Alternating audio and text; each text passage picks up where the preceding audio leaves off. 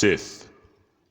Stupidity I totally hated about the Star Wars films I liked, loved even.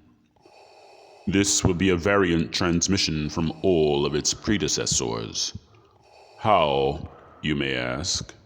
So glad you asked. The aspect of SITH, Stupidity I Totally Hated, applies to more than merely one movie. Alliteration. Talk about the big fish in a small pond, and in the words of my former master Qui-Gon Jinn, there's always a bigger fish. The shoehorning of the Death Star into the prequel trilogy. This applies to Attack of the Clones as well as Revenge of the Sith.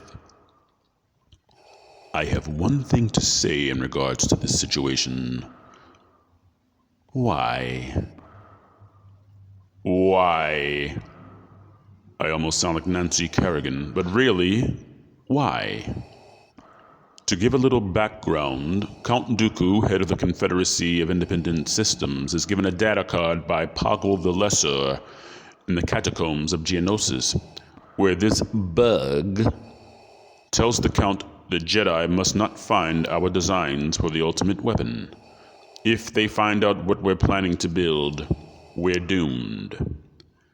First things first, the Geonosians are a race of insects living on a planet-wide termite mound. You're telling me that these roaches came up with the designs of the Death Star? Really? How does this push the story forward? Why was the Death Star shoehorned into Attack of the Clones? To give the Separatists an air of menace to them? As if not attempting to assassinate a major character in Padme Amidala multiple times in the opening of this movie, coordinated by a Mandalorian mercenary in Jango Fett along with Zam Wesell, which led to a thrilling chase through Coruscant between Obi-Wan Kenobi and his apprentice Anakin Skywalker. Not to mention the investigation that Obi-Wan Kenobi went on, where he discovered that a planet vanished from the Jedi archives, his fight with Jango Fett, the discovery of the clone plot, and the revelation of Count Dooku as a Sith Lord. They have a Sith Lord leading them in Count Dooku, and secretly he's being led by a Sith Master in Darth Sidious. What more menace did the Separatists require?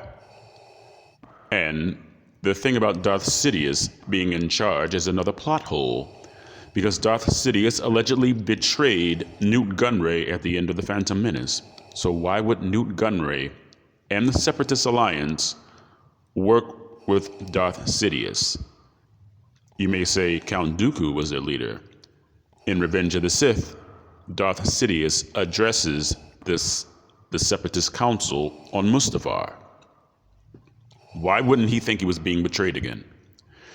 Anyway, that's not what this transmission is about. You may say, that was a clever lie by Count Dooku to Obi-Wan Kenobi just to lure him into the dark side.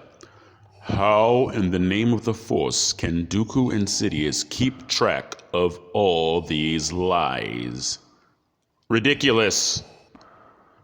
And at the end of Revenge of the Sith, we see the beginning of the construction of the Death Star, with the Emperor, Darth Vader, and another worthless cameo in Governor Tarkin.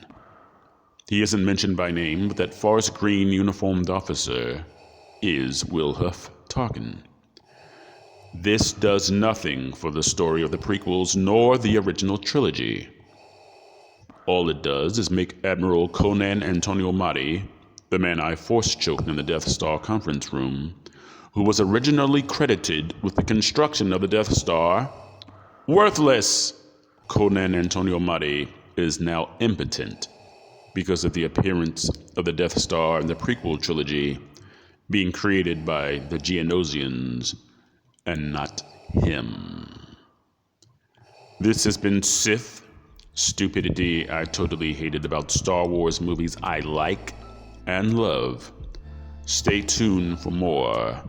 There will be more. Roaches check in, but they don't check out. Give yourself to the dark side.